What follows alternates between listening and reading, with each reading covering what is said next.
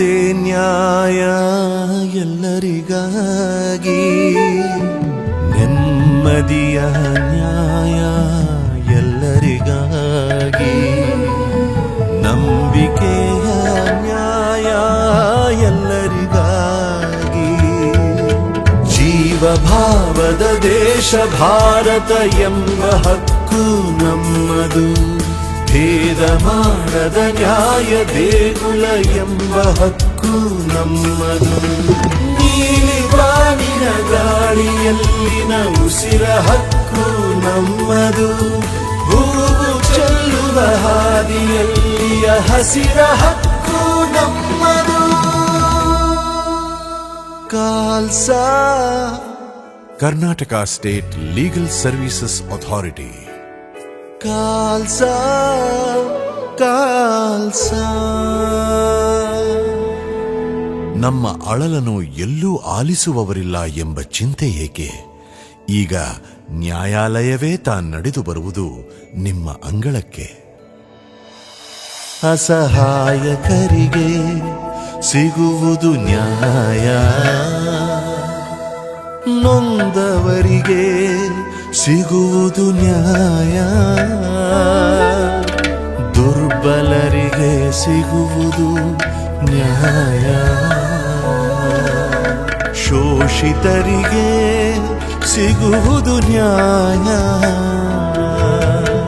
ಜೀವಭಾವದ ದೇಶ ಭಾರತ ಎಂಬ ಹಕ್ಕು ನಮ್ಮದು, ಭೇದ ಮಾಡದ ನ್ಯಾಯ ದೇಗುಲ ಎಂಬ ಹಕ್ಕು ನಮ್ಮದು, ನೀಲಿ ಬಾನಿನ ಗಾಳಿಯಲ್ಲಿನ ಉಸಿರ ಹಕ್ಕು ನಮ್ಮದು, ಹೂವು ಚೆಲ್ಲುವ ಹಾದಿಯಲ್ಲಿಯ ಹಸಿರ ಹಕ್ಕು ನಮ್ಮದು.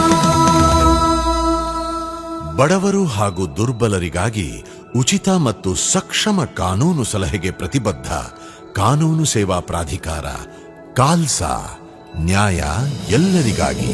ಕಾಲ್ಸಾ ಕಾಲ್ಸಾ.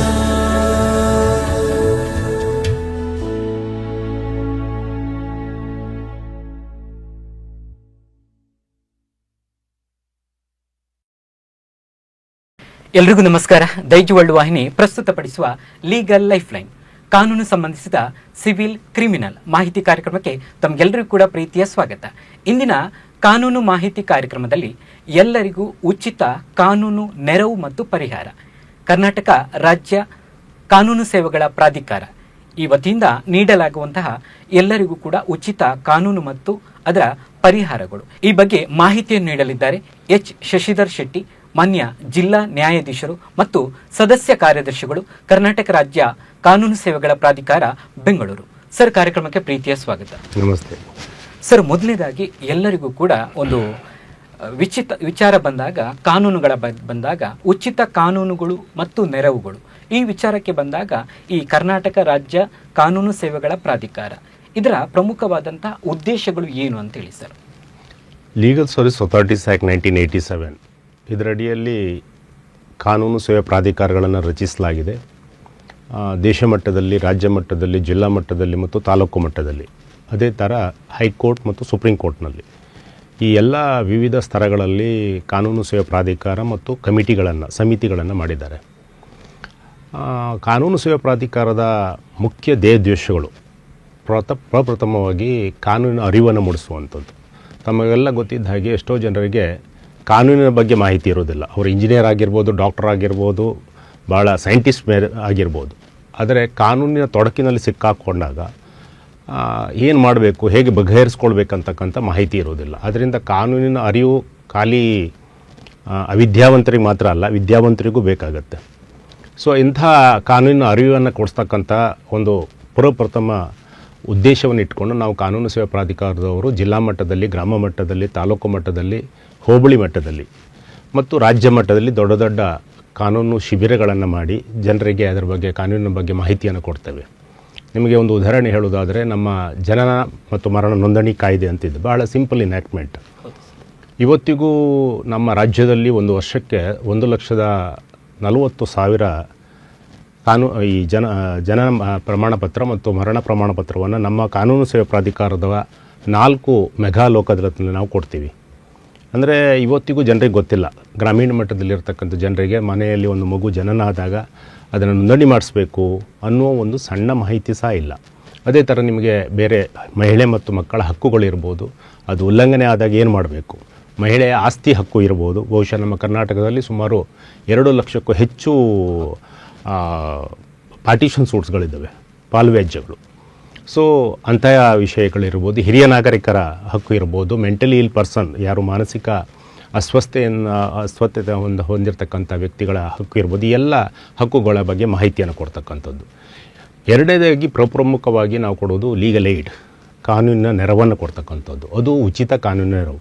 ಈ ಕಾನೂನಿನ ಉಚಿತ ನೆರವು ತಾಲೂಕು ಮಟ್ಟದ ನ್ಯಾಯಾಲಯದಿಂದ ಹಿಡಿದು ಸುಪ್ರೀಂ ಕೋರ್ಟ್ವರೆಗೂ 1 ಪೈಸೆ ಖರ್ಚು ಮಾಡದೆ ಕಕ್ಷಿಗಾರ ಅವರಿಗೆ ನಾವು ಕೊಡ್ತಕ್ಕಂಥದ್ದು. Of course section 12 of legal service authorities ಆ್ಯಕ್ಟ್ನಲ್ಲಿ ಯಾರ್ಯಾರಿಗೆ ಅಂತಹ ಹಕ್ಕು ಕೊಡ್ಬೋದು, ಉಚಿತ ಕಾನೂನು ನೆರವನ್ನು ಕೊಡ್ಬೋದು ಅಂತಿದೆ. ಮೂರನೇದಾಗಿ ನಾವು ಲೋಕ್ ಅದಾಲತ್ ಮತ್ತು ಮೀಡಿಯೇಷನನ್ನು ಮಾಡ್ತೇವೆ. ಲೋಕ್ ಅದಾಲತ್ ಬಗ್ಗೆ ನೀವು ಕೇಳಿರ್ಬೋದು, ಜನತಾ ನ್ಯಾಯಾಲಯ ಅಂತ ನಾವು ಹೇಳ್ತೀವಿ. 1 ವರ್ಷಕ್ಕೆ 4 ಬೃಹತ್ ಲೋಕ್ ಅದಾಲತ್ ಮಾಡ್ತೀವಿ. ಅದೇ ಥರ ಸ್ಪೆಷಲ್ ಲೋಕ್ ಅದಾಲತನ್ನು ಮಾಡ್ತೀವಿ ನಾವು. ಈ ಲೋಕ್ ಅದಾಲತ್ಗಳಲ್ಲಿ ಫಾರ್ ಎಕ್ಸಾಂಪಲ್ 2025 ಅಲ್ಲಿ ನಡೆದಂಥ ಲೋಕ್ ಅದಾಲತ್ನಲ್ಲಿ ಸುಮಾರು 11,85,000 ಪೆಂಡಿಂಗ್ ಕೇಸ್ಗಳು ವಿಲೇವರಿ ಆಗಿದ್ದಾವೆ.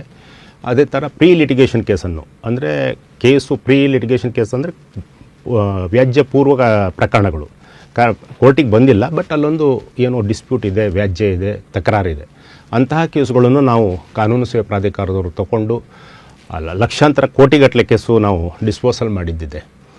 ಇನ್ನೊಂದು ಮೀಡಿಯೇಷನ್, ಮಧ್ಯಸ್ಥಿಕೆಯೂ ಸಹ ನಾವು ಎಲ್ಲ 28 ಬೆಂಗಳೂರಿನಲ್ಲಿ KMC ಕರ್ನಾಟಕ ಮೀಡಿಯೇಷನ್ ಸೆಂಟರ್ ಇದ್ದರೆ, ಬೇರೆ 28 ಜಿಲ್ಲೆಗಳಲ್ಲಿ ನಮ್ಮ ಕಾನೂನು ಸೇವೆ ಪ್ರಾಧಿಕಾರದವರು ಈ ಮಧ್ಯಸ್ಥಿಕೆ ಕೇಂದ್ರಗಳನ್ನು ನಡೆಸ್ತಾರೆ. ಅಲ್ಲೂ ಸಹ ನಾವು ಮೀಡಿಯೇಷನ್ ಡ್ರೈವ್ ಅನ್ನು ಮಾಡಿ, ಈಗ ಮೀಡಿಯೇಷನ್ ಡ್ರೈವ್ 2.0 ಆಗಿತ್ತು. ಈ 2 ಮೀಡಿಯೇಷನಲ್ಲಿ ಸುಮಾರು 6,500 ಕೇಸ್ಗಳು ಮಧ್ಯಸ್ಥಿಕೆಯಲ್ಲಿ ಸಹ ರಾಜಿ ಆಗಿದ್ದಾವೆ. ಈ 2 ಪ್ಲ್ಯಾಟ್ಫಾರ್ಮ್ ಏನಿದೆ, ಆಲ್ಟರ್ನೇಟಿವ್ ಡಿಸ್ಪ್ಯೂಟ್ ರೆಸೊಲ್ಯೂಷನ್ನಲ್ಲಿ ಮಧ್ಯಸ್ಥಿಕೆ, ಲೋಕ್ ಅದಾಲತ್, ಆರ್ಬಿಟ್ರೇಷನ್, ಕನ್ಸಲೇಷನ್, ಇವು 4 ಬರ್ತವೆ.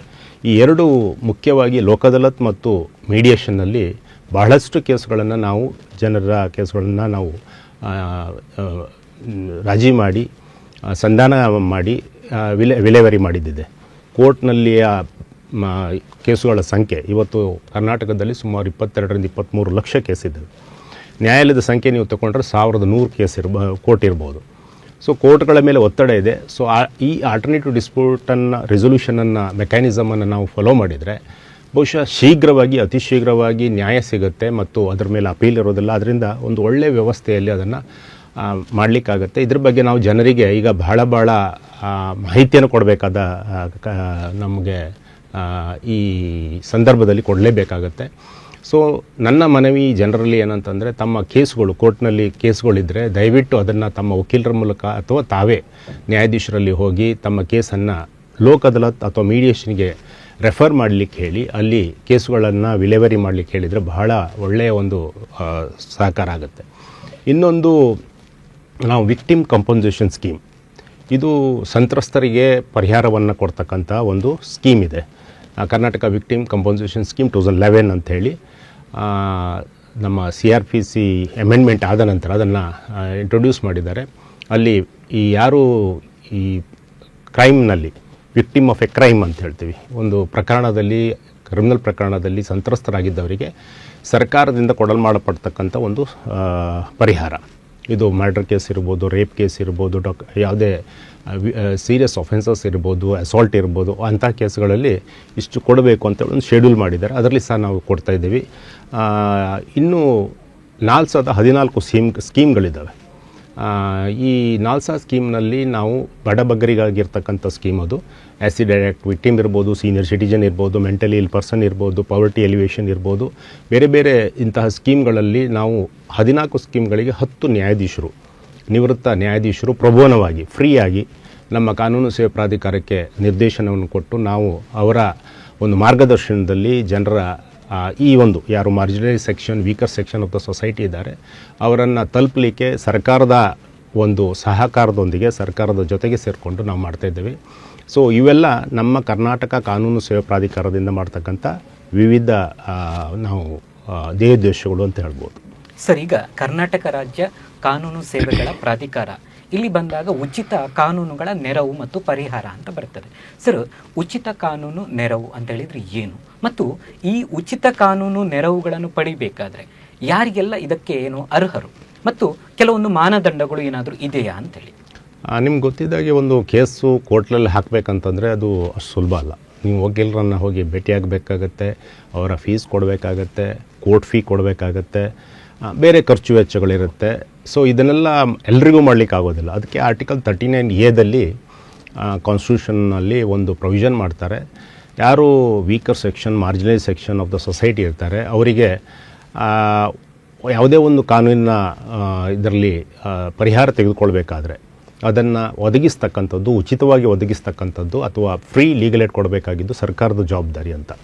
ಸೊ ಅದರ ಒಂದು ಧ್ಯೇಯೋದ್ದೇಶ ಇಟ್ಕೊಂಡು ನಮ್ಮ ಕಾನೂನು ಸೇವಾ ಪ್ರಾಧಿಕಾರ ಆ್ಯಕ್ಟ್ನಲ್ಲಿ ಸೆಕ್ಷನ್ 12ನಲ್ಲಿ ಯಾರಿಗೆಲ್ಲ ಉಚಿತ ಕಾನೂನಿನ ನೆರವನ್ನು ಕೊಡ್ಬೋದು ಅಂತ ಹೇಳಿದೆ. ಆ ಪಟ್ಟಿಯಲ್ಲಿ ನಾವು ಮಹಿಳೆಯರು ಇರ್ಬೋದು, ಮೈನರ್ ಯಾರು ಮಕ್ಕಳಿರ್ತಾರೆ ಅವರಿಗಿರ್ಬೋದು, ಅಥವಾ SC/ST ಜನಾಂಗಕ್ಕೆ ಸೇರಿದವರು ಇರ್ಬೋದು, ಕಾರ್ಮಿಕ ವರ್ಗಕ್ಕೆ ಸೇರಿದವರು ಇರ್ಬೋದು, ಅಥವಾ ಟ್ರಾಫಿಕಿಂಗ್ ಒಳಗಾದಂಥ ಸಂತ್ರಸ್ತರಿರ್ಬೋದು, ಮೆಂಟಲಿ ಅಥವಾ ಡಿಸೇಬಲ್ಡ್ ಆದಂಥ ಯಾರು ಇರ್ಬೋದು, ಅಥವಾ ಈ ಜೈಲಿನಲ್ಲಿರ್ತಕ್ಕಂಥ ಕೈದಿಗಳಿರ್ಬೋದು, ಮತ್ತು ವಾರ್ಷಿಕವಾಗಿ 3 ಲಕ್ಷಕ್ಕಿಂತ ಕಡಿಮೆ ಆದಾಯವನ್ನು ಹೊಂದಿರತಕ್ಕಂಥ ಯಾವುದೇ ಜಾತಿ ಮತ ಪಂಗಡಕ್ಕೆ ಸೇರಿದ ವ್ಯಕ್ತಿ ಇರ್ಬೋದು. ಸೊ ಮತ್ತು ಈ ನ್ಯಾಚುರಲ್ ಈ ಪರಿಹಾರ ನೆರೆ ಇರ್ಬೋದು, ಅಥವಾ ಭೂಕಂಪ ಇರ್ಬೋದು, ಬೇರೆ ಬೇರೆ ಅಂಥ ಒಂದು ಡಿಸಾಸ್ಟರ್ ಆದಂಥ ಸಂತ್ರಸ್ತರಿರ್ಬೋದು, ಇವರಿಗೆಲ್ಲ ಉಚಿತವಾದಂಥ ಕಾನೂನಿನ ನೆರವು ಇದೆ. ಸೊ ಇಂಥ ವ್ಯಕ್ತಿಗಳು ಯಾರಾದರೂ ಇದ್ದರೆ, ತಮಗೆ ಯಾವ್ದಾದ್ರು ಉಚಿತ ಕಾನೂನು ನೆರವು ಪಡಿಬೇಕು ಅಂತ ಅವರಿಗೆ ಅನಿಸಿದರೆ ಅವರು ನಮ್ಮ ಸಮೀಪದ ತಮ್ಮ ಮನೆಯ ಸಮೀಪದಲ್ಲಿರ್ತಕ್ಕಂಥ ತಾಲೂಕು ಕಾನೂನು ಸೇವಾ ಸಮಿತಿ ಇರ್ಬೋದು, ಅಥವಾ ಜಿಲ್ಲಾ ಕಾನೂನು ಸೇವಾ ಪ್ರಾಧಿಕಾರ ಇರ್ಬೋದು, ಅಥವಾ ನಾಲ್ಸ ಹೆಲ್ಪ್ಲೈನ್ ಇದೆ 15100, ಅಲ್ಲಿಗೆ ಕಾಲ್ ಮಾಡಿ ತಮಗೆ ಇಂತಹ ಒಂದು ಸಹಾಯ ಬೇಕು ಅಂತ ಹೇಳಿದರೆ ಅಲ್ಲಿ ಹೋದರೆ ಅಲ್ಲಿ ಖಾಲಿ ಒಂದು ಅಫಿಡವಿಟ್ ಹಾಕಿದರೆ ಸಾಕು. ಯಾವುದೇ ಸರ್ಟಿಫಿಕೇಟ್ ಕೊಡ್ತಕ್ಕಂಥ ಅವಶ್ಯಕತೆ ಇಲ್ಲ. ನಾನೊಂದು ಅಫಿಡವಿಟ್ ಹಾಕಿ ನನ್ನ ಪ್ರಕರಣ ಈ ಥರ ಇದೆ, ನನಗೊಂದು ಈ ಥರದ ಒಂದು ಕೇಸ್ನಲ್ಲಿ ಯಾವ ಥರ ನಾನು ಸಹಾಯ ಪರಿಹಾರ ತೊಗೊಳ್ಬೋದು ಅಂತ ಕೇಳಿದರೆ, ನಮ್ಮಲ್ಲಿ ಪೆನಲ್ ಅಡ್ವೊಕೇಟ್ಸ್ ಇರ್ತಾರೆ, ಅವರಲ್ಲಿ ಒಂದು ಒಪಿನಿಯನ್ ತೊಗೊಂಡು ಆ ಕೇಸ್ನಲ್ಲಿ ಅದು ಹಾಕಲಿಕ್ಕೆ ಕೋರ್ಟ್ನಲ್ಲಿ ಹಾಕಿ ಪರಿಹಾರ ತೊಗೊಳ್ಳಿಕ್ಕೆ ಯೋಗ್ಯ ಕೇಸು ಅಂತ ಅವರಿಗೆ ಮನಗಂಡ್ರೆ ತಕ್ಷಣ ಅವರು ಪೆನಲ್ ಅಡ್ವೊಕೇಟ್ ಎಂದು ಒಬ್ಬ ವಕೀಲರನ್ನು ನೇಮಿಸ್ತಾರೆ. ಅಫ್ಕೋರ್ಸ್ ನಾವು ಸ್ಪೆಷಲೈಸ್ ಆಗಿ ಯಾವುದೋ ಅದು ಸಿವಿಲ್ ಇರ್ಬೋದು, ಕ್ರಿಮಿನಲ್ ಇರ್ಬೋದು, ಮ್ಯಾಟ್ರಿಮೋನಿಯಲ್ ಇರ್ಬೋದು, ಅಂತಹ ಬೇರೆ ಬೇರೆ ಕೇಸ್ಗಳಲ್ಲಿ ಯಾರು ಸ್ಪೆಷಲೈಸ್ಡ್ ವಕೀಲ ಇರ್ತಾರೆ ನಮ್ಮ ಪೆನಲಲ್ಲಿ, ಅಂತಹ ವಕೀಲರನ್ನು ನಾವು ಅವರಿಗೆ ನೇಮಕ ಮಾಡಿ, ನ್ಯಾಯಾಲಯದ ಶುಲ್ಕ ಫ್ರೀ ಇದೆ. ಸೊ ಕರ್ನಾಟಕದಲ್ಲಿ ಸರ್ಕಾರ ಅದನ್ನು ಒಂದು ಅಮೆಂಡ್ಮೆಂಟ್ ತಂದು, ಕೋರ್ಟ್ ಫೀ ಆ್ಯಕ್ಟಿಗೆ ಅಮೆಂಡ್ಮೆಂಟನ್ನು ತಂದು, ಮೊದಲು ಇರಲಿಲ್ಲ ಅದು, ಈಗ ಇತ್ತೀಚೆಗೆ ಅದು ನಮ್ಮ ಕಾನೂನು ಸೇವಾ ಪ್ರಾಧಿಕಾರದ ಮನವಿ ಮೇರೆಗೆ ಸರ್ಕಾರ ಅದನ್ನು ಉಚಿತವಾಗಿ ಮಾಡಿದೆ. ಇವತ್ತು ಕೋರ್ಟ್ ಫೀಯನ್ನು ಕೊಡ್ತಕ್ಕಂಥ ವ್ಯವಸ್ಥೆ ಇಲ್ಲ. ಸೊ ₹1 ಅವರು ಖರ್ಚು ಮಾಡುವಾಗಿಲ್ಲ. ಎಲ್ಲವನ್ನು ಅಲ್ಲಿ ಮಿಸ್ಲೇನಿಯಸ್ ಖರ್ಚು ಇರ್ಬೋದು, ವಕೀಲರ ಫೀ ಇರ್ಬೋದು, ನ್ಯಾಯಾಲಯದಲ್ಲಿ ಬೇರೆ ಯಾವುದೇ ಖರ್ಚು ವೆಚ್ಚಗಳಿದ್ದರೆ ಅದನ್ನು ಕಾನೂನು ಸೇವಾ ಪ್ರಾಧಿಕಾರದ ವತಿಯಿಂದ ಮಾಡಲಾಗುತ್ತೆ. ಸೊ ಹಣವನ್ನು ಕೊಡದೆ ನಿಮ್ಮ ಪರವಾಗಿ ಕೇಸನ್ನು ಸೂಕ್ತವಾಗಿ ನಾವು ಕೋರ್ಟ್ನಲ್ಲಿ ನಡೆಸ್ತಕ್ಕಂಥ ಒಂದು ವ್ಯವಸ್ಥೆ ಏನಿದೆ ಅದು ಉಚಿತ ಕಾನೂನಿನ ನೆರವು. Of course section 13 of the legal service authorities ಆ್ಯಕ್ಟ್ನಲ್ಲಿ ಅದನ್ನು ಪರಿಶೀಲಿಸ್ತೀವಿ. ಕೆಲವು ಸಲ ಏನಾಗುತ್ತೆ, ಸುಮ್ಮನೆ ಒಂದು ಅರ್ಜಿ ಕೊಟ್ಟಿರ್ತಾರೆ, ಅದು ಕಾನೂನಿನ ಪ್ರಕಾರ ಮಾನ್ಯ ಮಾಡ್ತಕ್ಕಂಥ ಅರ್ಜಿ ಆಗೋದಿಲ್ಲ ಅಥವಾ ಕೇಸ್ ಹಾಕಲಿಕ್ಕೆ ಬರೋದಿಲ್ಲ. ಸೊ ಆಗ ನಾವು ಅವರಿಗೊಂದು ಇಂಟಿಮೇಷನನ್ನು ಕೊಡ್ತೀವಿ, ಇದು ಹಾಕಲಿಕ್ಕೆ ಬರೋದಿಲ್ಲ. ಆಗ ಅವರು ಅದನ್ನು ಬೇಕಾದ್ರೆ ಚಾಲೆಂಜ್ ಮಾಡ್ಬೋದು. ಚೇರ್ಮನ್ ಆಫ್ ತಾಲೂಕಲ್ ಲೀಗಲ್ಸ್ ಕಮಿಟಿ ಯಾವುದೇ ಲೀಗಲ್ ಸರ್ವಿಸ್ ಅಥಾರಿಟಿ ಇದೆ, ಅಲ್ಲಿಯ ಚೇರ್ಮನ್ ಮುಂದೆ ಅದನ್ನು ಚಾಲೆಂಜ್ ಮಾಡಿದರೆ ಅವರು ಒಂದು ಆದೇಶವನ್ನು ಮಾಡ್ತಾರೆ, ಅದು ಫೈನಲ್ ಆಗುತ್ತೆ. ಸೊ ಈ ಥರ ಕಾನೂನಿನ ನೆರವನ್ನು ಪಡೀಲಿಕ್ಕೆ ಯಾರು ಅರ್ಹರಿದ್ದಾರೆ ಅಂಥವರು, ನಾನು ಹೇಳಿದಾಗೆ ಸೆಕ್ಷನ್ 12 ಯಾರ್ಯಾರೆಲ್ಲ ಬರ್ತಾರೆ ಅವರೆಲ್ಲರೂ ಇಂತಹ ಕಾನೂನು ನೆರವನ್ನು ಪಡೀಲಿಕ್ಕೆ ಸಾಧ್ಯ ಇದೆ. ಸರ್, ಈಗ ನೀವು ಹೇಳಿದ ಹಾಗೆ ಉಚಿತ ಕಾನೂನು ನೆರವುಗಳನ್ನು ಪಡಿಬಹುದು ಅಂತ ಹೇಳ್ತೀರಿ. ಹಾಗಾಗಿ ಒಬ್ಬ ವ್ಯಕ್ತಿ ಈ ಉಚಿತ ಕಾನೂನಿನ ನೆರವುಗಳನ್ನು ಪಡಿಬೇಕಾದ್ರೆ ಯಾವೆಲ್ಲ ರೀತಿಯ ದಾಖಲೆಗಳನ್ನು ತನ್ನಲ್ಲಿ ಇಟ್ಕೊಳ್ಬೇಕು? ಒಂದು. ಎರಡನೇದಾಗಿ, ಕೆಲವೊಂದು ಹಿರಿಯ ನಾಗರಿಕರಿಗೆ ತಮಗೆ ಯಾವುದೋ ಒಂದು ಕೇಸಿನಲ್ಲಿ ತಮಗೆ ಪರಿಹಾರ ಬೇಕಾಗಿರ್ತದೆ, ಆದರೆ ಉಚಿತ ಕಾನೂನುಗಳ ಒಂದು ಪರಿಹಾರ ಸಿಗ್ತದಂತೇಳಿ ಗೊತ್ತಾಗ್ತದೆ. ಆದರೆ ಅಲ್ಲಿ ತನಕ ಬರಲಿಕ್ಕೆ ಅವರಿಗೆ ಯಾವುದೇ ರೀತಿಯ ದೈಹಿಕವಾಗಿ ಅಂಗವೈಕಲ್ಯತೆ ಇರ್ಬೋದು, ಇನ್ಯಾವುದೋ ಕಾರಣಗಳಿರ್ಬೋದು. ಹೀಗಿರುವಾಗ ಇದರ ಮುಖಾಂತರ, ಅಂದರೆ ಕಾನೂನು ಸೇವೆಗಳ ಪ್ರಾಧಿಕಾರದ ಮುಖಾಂತರ ಮನೆಗೆ ಭೇಟಿಯಾಗಿ ಅವರ ಕುಂದುಕೊರತೆಗಳನ್ನು ನೀಗಿಸುವಂಥ ಏನಾದರೂ ಒಂದು ಪರಿಹಾರಗಳು ಇದೆಯಾ ಸರ್? ಒಳ್ಳೆ ಪ್ರಶ್ನೆ. ಅಫ್ಕೋರ್ಸ್ ನೀವು ಹೇಳಿದಾಗೆ ಕೆಲವೊಂದು ಸಲ ಏನಾಗುತ್ತೆ ಅಂದರೆ ಅವರಿಗೆ ನಮ್ಮ ತಾಲೂಕು ಅಥವಾ ಜಿಲ್ಲಾ ಕಾನೂನು ಸೇವಾ ಪ್ರಾಧಿಕಾರ ಅಥವಾ ಸಮಿತಿಯ ಕಚೇರಿಗೆ ಬರುವಷ್ಟು ಮಾಹಿತಿ ಇರುವುದಿಲ್ಲ ಅಥವಾ ಬರಲಿಕ್ಕೆ ಆಗದೇ ಇರ್ಬೋದು. ಎಷ್ಟೋ ಮನೆಯಲ್ಲಿ ವೃದ್ಧರು, ವಯಸ್ಕರು ಎಲೋನ್ ಒಂಟಿ ಜೀವನವನ್ನು ಕಳೀತಾ ಇದ್ದಾರೆ. ಆ್ಯಕ್ಚುಲಿ ಸರ್ಕಾರದೊಂದು ಮನೆ ಮನೆಗೆ ಪೊಲೀಸ್ ಅಂತಕ್ಕಂಥ ಒಂದು ಸ್ಕೀಮ್ ಮಾಡಿದ್ದಾರೆ. ನಮ್ಮ ಒಂದು ನಾಲ್ಸಾ ಸೀನಿಯರ್ ಸಿಟಿಜನ್ ಸ್ಕೀಮ್ ಸಹ ಇದೆ. ಅದರಲ್ಲಿ ಜಸ್ಟಿಸ್ ಗುರುರಾಜನ್ರವರು ಅದಕ್ಕೆ ಚೇರ್ಮನ್ ಆಗಿದ್ದಾರೆ. ಅದರಲ್ಲೂ ಸಹ ನಾವು ಸರ್ಕಾರದೊತ್ತಿಗೆ ಹಲವಾರು ಮೀಟಿಂಗನ್ನು ಮಾಡಿ ಇಂತಹ ಸರ್ವೆಗಳನ್ನು ಮಾಡುವಂಥದ್ದು ಮತ್ತು ಅಂತಹ ಮನೆಯ ಮೇಲೆ ನಿಗಾ ಇಡುವಂಥದ್ದು ಪೊಲೀಸರು ಮಾಡಬೇಕು. ಸೊ ಅಂಥ ಮನೆಯಲ್ಲಿ ಅವರಿಗೆ ಔಷಧಿಯ ಅವಶ್ಯಕತೆ ಇರ್ಬೋದು, ಕಾನೂನಿನ ಯಾವುದೋ ತೊಡಕೆ ಇರ್ಬೋದು, ಅಥವಾ ಅವರ ಮಕ್ಕಳೇ ಅವರನ್ನು ಹೊರಗೆ ಹಾಕಿರ್ಬೋದು, ಮನೆಯಿಂದ ಹೊರಗೆ ಹಾಕಿರ್ಬೋದು, ಅವರಿಗೆ ನಿರ್ಗತಿಕರನ್ನಾಗಿ ಮಾಡಿರ್ಬೋದು, ಅವರಿಗೆ ಜೀವನಾಂಶದ ಅವಶ್ಯಕತೆ ಇರ್ಬೋದು, ಬೇರೆ ಬೇರೆ ಕಾರಣಗಳಿರ್ಬೋದು, ಅಥವಾ ಅವ್ರ ಹತ್ರ ಆಸ್ತಿ ಬರ್ಸ್ಕೊಂಡು ಮನೆಯಿಂದ ಹೊರಗೆ ಹಾಕಿರ್ಬೋದು. ಅಂತಹ ಪ್ರಕರಣಗಳು ಇದ್ದಾಗ ಇಮಿಡಿಯೇಟಾಗಿ ಅವರು ನಮ್ಗೆ ತಿಳಿಸ್ತಾರೆ. ಒಂದು ಇನ್ನೊಂದು, ನಮ್ಮಲ್ಲಿ ಪ್ಯಾರಾಲೀಗಲ್ ವಾಲಂಟಿಯರ್ಸ್ ಅಂತಿದ್ದಾರೆ. ನಾವು ಕರ್ನಾಟಕ ಕಾನೂನು ಸೇವಾ ಪ್ರಾಧಿಕಾರದಿಂದ ಈ ವರ್ಷ 6550 ಜನ ಪ್ಯಾರಾಲೀಗಲ್ ವಾಲಂಟಿಯರ್ಸನ್ನು ಅಪಾಯಿಂಟ್ ಮಾಡ್ಕೊಂಡಿದ್ದೀವಿ. ಅವರಿಗೆ 4 ದಿನದ ಫೌಂಡೇಶನ್ ಟ್ರೈನಿಂಗನ್ನು ಕೊಟ್ಟಿದ್ದೀವಿ. ಸೊ ಅವರೆಲ್ಲ ಫ್ರಮ್ ಗ್ರಾಮೀಣ ಮಟ್ಟದಿಂದ ಬಂತಕ್ಕಂಥದ್ದು, ಬೇರೆ ಬೇರೆ ಸ್ತರಗಳಿಂದ ಬಂದವರು. ಅವರಲ್ಲಿ ಸೆಕ್ಸ್ ವರ್ಕರ್ಸ್ ಇದ್ದಾರೆ, ಅವರಲ್ಲಿ ಟ್ರಾನ್ಸ್ಜೆಂಡರ್ಸ್ ಇದ್ದಾರೆ, ರಿಟೈರ್ಡ್ ಆಫೀಸರ್ಸ್ ಇದ್ದಾರೆ, ಅಂಗನವಾಡಿ ಮತ್ತು ಆಶಾ ಕಾರ್ಯಕರ್ತರಿದ್ದಾರೆ. ಹೀಗೆ ಬೇರೆ ಸಮಾಜದ ವಿವಿಧ ಇದರಲ್ಲಿ ಕೆಲಸ ಮಾಡ್ತಕ್ಕಂಥ ಅಂಥವ್ರನ್ನು ನಾವು ಸೆಲೆಕ್ಟ್ ಮಾಡಿದ್ದೀವಿ. ಅವರಿಗೆ ಊರಿನಲ್ಲಿ ಅವರವರ ಊರಿನಲ್ಲಿ ಇರ್ತಕ್ಕಂಥ ವಿಚಾರಗಳು ಗೊತ್ತಾಗುತ್ತೆ. ಸೊ ಅವರಿಂದ ಸಹ ಮಾಹಿತಿ ಬರ್ತವೆ. ಅಂತಹ ಸಂದರ್ಭದಲ್ಲಿ ನಾವು ಈ ಪ್ಯಾರಾಲೀಗಲ್ ವಾಲಂಟಿಯರ್ಸನ್ನು ನಾವು ಅವರ ಮನೆಗೆ ಕಳಿಸಿ, ಆ ಮನೆಯಲ್ಲಿ ಅವರಿಗೇನು ಅವಶ್ಯಕತೆ ಇದೆ, ಅವರದ್ದು ಅರ್ಜಿ ಏನಿದ್ರೆ ಅದನ್ನು ತಗೊಂಡು ಅವರು ಕಾನೂನು ಸೇವಾ ಪ್ರಾಧಿಕಾರಕ್ಕೆ, ಅಂದರೆ ಅವರು ಸೇವಾ ಪ್ರಾಧಿಕಾರಕ್ಕೆ ಮತ್ತು ಜನರ ಮಧ್ಯೆ ಕೊಂಡಿಯಾಗಿ ಕೆಲಸ ಮಾಡ್ತಕ್ಕಂಥದ್ದು, ಬ್ರಿಡ್ಜಾಗಿ ಕೆಲಸ ಮಾಡ್ತಾರೆ. ಸೊ ಅಂಥದ್ದಲ್ಲಿ ಅವರಿಗೂ ಸಹ ಸಹಾಯ ಮಾಡ್ತೀವಿ. ಪೊಲೀಸರು ಇರ್ಬೋದು, ಪೊಲೀಸರ ಕರ್ತವ್ಯ ನಾನು ಹೇಳಿದಾಗೆ ಸ್ಕೀಮ್ ನಡಿಯಲ್ಲಿ ಅವರಿಗೂ ಜವಾಬ್ದಾರಿ ಇದೆ. ಅದೇ ಥರ ನಮ್ಮ ಪ್ಯಾರಾಲೀಗಲ್ ವಾಲಂಟಿಯರ್ಸ್ ಇರ್ಬೋದು ಮತ್ತು ಸ್ಟೂಡೆಂಟ್ PLVs ಅಂತಿದ್ದಾರೆ ನಮ್ಮಲ್ಲಿ ಕರ್ನಾಟಕದಲ್ಲಿರ್ತಕ್ಕಂಥ ಸ್ಟೂಡೆಂಟ್ ಎಲ್ಲ ಲಾ ಕಾಲೇಜ್ ಹುಡುಗರು, ಅವರು ಸಹ ಮನೆ ಮನೆಗೆ ಹೋಗಿ ಸರ್ವೆ ಮಾಡ್ತಾರೆ. ಅಲ್ಲಿಯೂ ಸಹ ಇಂಥ ಪ್ರಕರಣಗಳಿದ್ದರೆ ಅದರ ಮಾಹಿತಿ ಪಡ್ಕೊಂಡು ಅವರನ್ನು ನಮ್ಮ ಕಾನೂನು ಸೇವಾ ಪ್ರಾಧಿಕಾರವೇ ಅವರಿಗೆ ಸಂಪರ್ಕಿಸಿ ಅವರ ಮನೆ ಬಾಗಿಲಿಗೆ ಹೋಗಿ ನಾವು ಅಂತಹ ನೆರವು ಬೇಕಿದ್ದಲ್ಲಿ, ಅವಶ್ಯಕತೆ ಇದ್ದಲ್ಲಿ ಖಂಡಿತ ಕೊಡ್ತೀವಿ.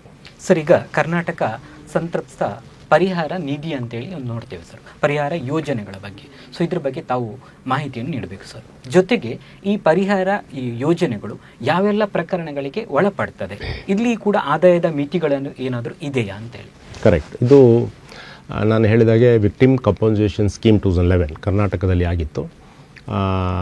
ಸರ್ವೋಚ್ಚ ನ್ಯಾಯಾಲಯದ ನಿಪುಮ್ ಸಕ್ಸೇನಾ ಕೇಸು ಬಹಳ ಲೀಡಿಂಗ್ ಕೇಸು. ಅದರಲ್ಲಿ ಕೊಟ್ಟ ನಿರ್ದೇಶನ ಪ್ರಕಾರ ನಾಲ್ಸಾದವರು ಅವರು ಒಂದು ಸ್ಕೀಮ್ ಮಾಡ್ತಾರೆ, 2018 ಸ್ಕೀಮ್. ಅಲ್ಲಿ ಒಂದು ಶೆಡ್ಯೂಲ್ ಮಾಡಿ ಅದು ಮಹಿಳೆಯರಿಗೆ ಸಂಬಂಧಪಟ್ಟ ಹಾಗೆ ಯಾವ ರೀತಿ ಕಂಪನ್ಸೇಷನ್ ಕೊಡಬೇಕು ಅಂತ ಮಾಡಿದ್ದಾರೆ. ಕರ್ನಾಟಕ ವಿಕ್ಟಿಮ್ ಕಂಪನ್ಸೇಷನ್ ಸ್ಕೀಮ್ನಲ್ಲಿ 2013ಕ್ಕೆ ಮಾಡ್ತಾರೆ, ಪುನಃ 15ಕ್ಕೆ ಅದು ರಿವೈಸ್ ಮಾಡಿದ್ದಾರೆ. ಅದರಲ್ಲಿಯೂ ಎಷ್ಟು ಈ ಮರ್ಡರ್ ಕೇಸ್ ಆದರೆ ಎಷ್ಟು, ಆಮೇಲೆ ಅಸಾಲ್ಟ್ ಆದರೆ ಎಷ್ಟು, ರೇಪ್ ಆದರೆ ಎಷ್ಟು, ಆ್ಯಸಿಡ್ ಅಟ್ಯಾಕ್ ವಿಕ್ಟಿಮ್ಸಿಗೆ ಎಷ್ಟು ಕೊಡಬೇಕು, ಈ ಥರ ಬೇರೆ ಬೇರೆ ಹೆಡ್ಗಳಲ್ಲಿ ಪರಿಹಾರವನ್ನು ಕೊಡ್ತಕ್ಕಂಥ ವ್ಯವಸ್ಥೆ ಇದೆ.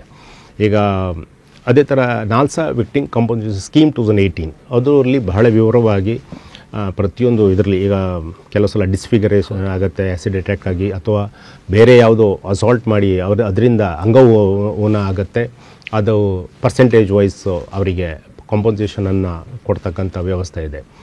ಕರ್ನಾಟಕದಲ್ಲಿ ಈ ವರ್ಷ ಅಂದರೆ 2025ರಲ್ಲಿ ಜುಲೈ ನಂತರ ಇಷ್ಟುವರೆಗೆ ನಾವು ಸುಮಾರು 906 ಪ್ರಕರಣಗಳಲ್ಲಿ ಸುಮಾರು 33 ಕೋಟಿ ಕಾಂಪನ್ಸೇಷನನ್ನು ವಿವಿಧ ಜಿಲ್ಲೆಗಳಿರ್ತಕ್ಕಂಥ ಸಂತ್ರಸ್ತರಿಗೆ ನಾವು ಕೊಟ್ಟಿದ್ದೀವಿ.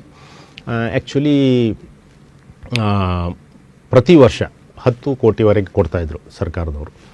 ಈ ವರ್ಷ ನಾವು ಯಾಕೆ ಜಾಸ್ತಿ ಕೇಳಿದೆವು ಅಂದರೆ ಸಂತ್ರಸ್ತರ ಸಂಖ್ಯೆ ಜಾಸ್ತಿ ಆಗಿದೆ. ಹಲವಾರು ಪ್ರಕರಣಗಳಲ್ಲಿ ಸಂತ್ರಸ್ತರು ತುಂಬ ಜನ ವೆಯ್ಟ್ ಮಾಡ್ತಾಯಿದ್ರು.